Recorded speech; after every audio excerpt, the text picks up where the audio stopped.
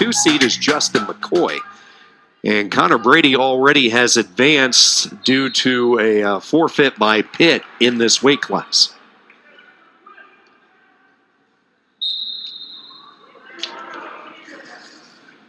Sean, we got two guys that are built very similar.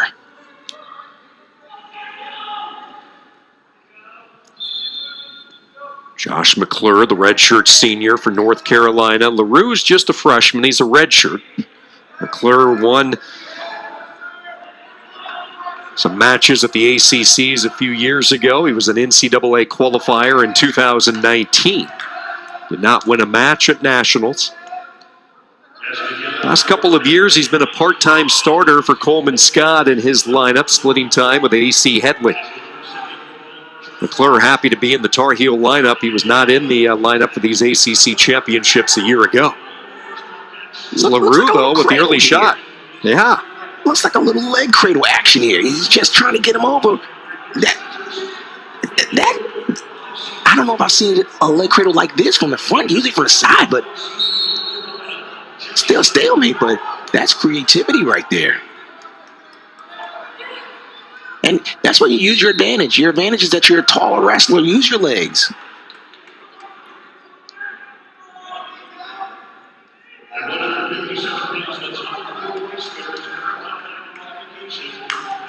Right in this position right now. Well, McClure, when someone's on your chin, you want to take the hand off your chin. Once you take the hand off your chin, you have the ability to stand to your feet. A lot of times people hold on to the elbow, you can keep yourself underneath, but you take the hand off the chin and stand to your feet. When someone has a front headlock, take the hand off your chin.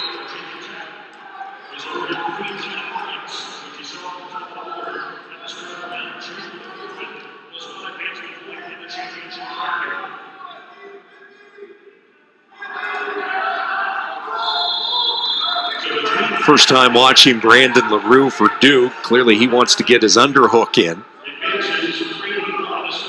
So redshirt freshman, High Point Regional High School. Wrestled 149 in his redshirt year a season ago, went 6-5. Part of a very young Duke lineup. Stalemate back to the center, inside a minute to go, no score.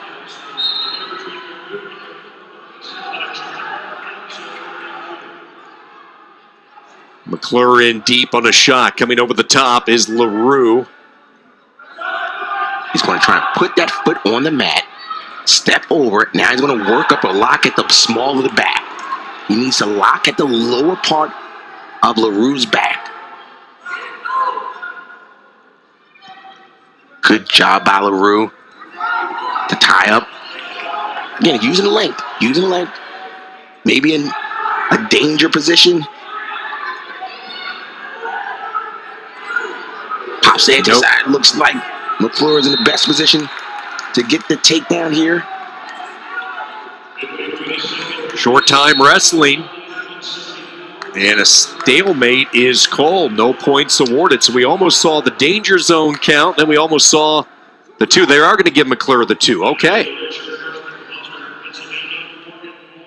That's the challenge we have by not being right there to see the official.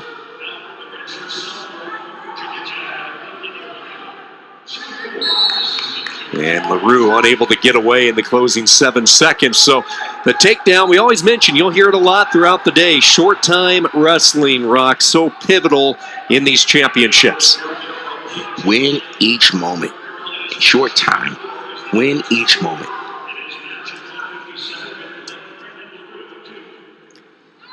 Let's see what LaRue can do on top. Explosive underneath, quick stand up by McClure. He's close to coming out and getting the reversal. And it is the reversal and a 4-0 lead. So how about that by Josh McClure? Got his hips a little higher over LaRue. Was able to turn into him.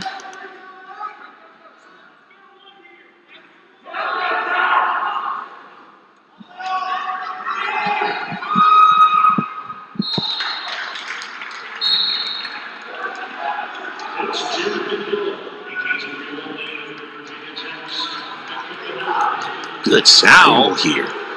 It is LaRue close to maybe getting 2. He's going to try to drag him back in. And he gets control. So a pair of reversals in the second period. And a little bit of life for Brandon LaRue.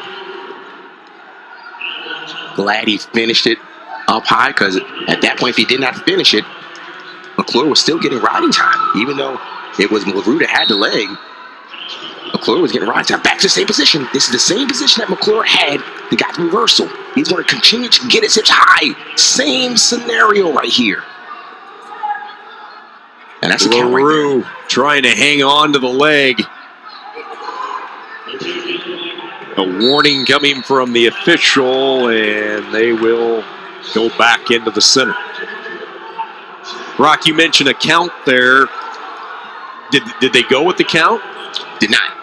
Did not count. The official felt that it wasn't LaRue's intent to drop down. The natural flow of wrestling put him there. Very tough call to make for the officials, because generally if you drop down intentionally, of course that's a count. But if the official feels that the natural flow of wrestling allowed him to get to the leg, then he feels that that's not a count.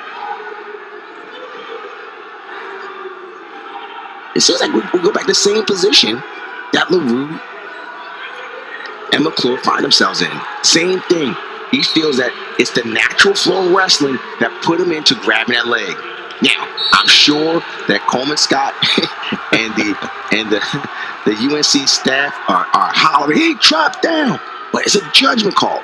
He felt, again, Eric McGill, the head official, felt that it was the natural flow of wrestling that allowed LaRue to grab the leg, and therefore he felt that the count wasn't merited. LaRue tried to take out the leg, on to the feet, pops up McClure underneath, and LaRue drops down. The count started there, but he's able to improve his position and get up. But where do we end up? The same spot. Look at this. Now look. He's going to lock his hands here. He needs to hold on here. Short time. Nothing yet. And I'm telling you right now, UNC is upset. They're saying he is dropping down. He's dropping down. He's dropping down.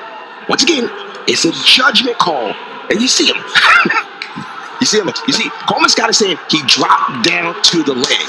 And what the official is saying, no, it was the natural flow of wrestling that had him drop to the leg. Tough call. What a year. I don't officiate anymore. Yeah, a lot less stressful up here, right? What a year Coleman Scott has had for North Carolina, and what a job he has done. Year number 6, rebuilding the Tar Heels, the 2008 NCAA champ for Oklahoma State, the Olympic bronze medalist. Energy back in Chapel Hill for the wrestling program. 4-2 McClure, final 2 minutes. Third period. The winner has a date with Hidley of NC State in the semis.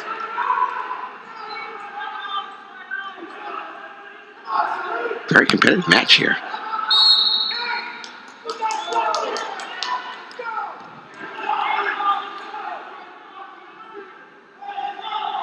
It was a humbling experience last year for Josh McClure, not representing the Tar Heels in these championships. Painful for him to watch, and he told some local media it really means a lot for him to be back in there. He admitted he was too comfortable where he was, did not appreciate how great it was to be one of the 10 representatives called out each and every night. And last season was a wake-up call and certainly redirected his attention and his focus and his training during the off-season.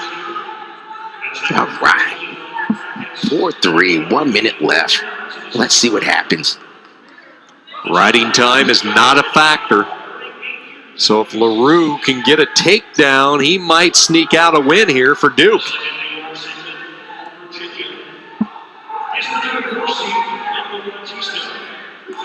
Now at this point, LaRue, what did they say? They said action call there.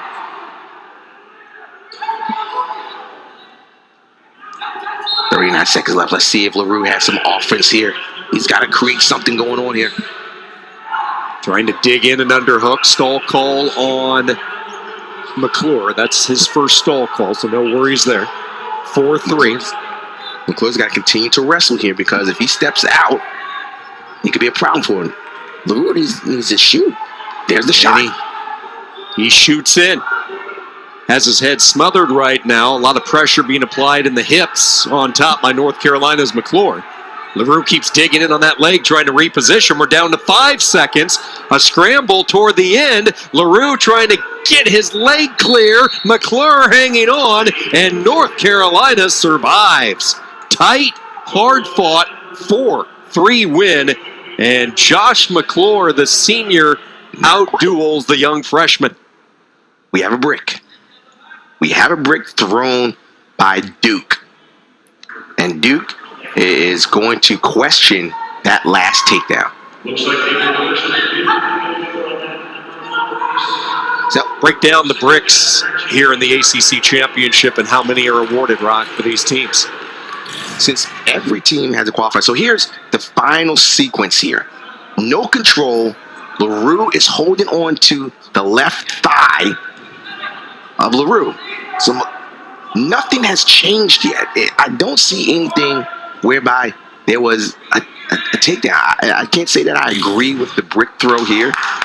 And of course, Eric McGill says no takedown.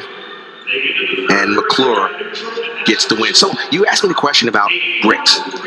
Because everyone has a qualifier for the ACC tournament, that's 10 qualifiers.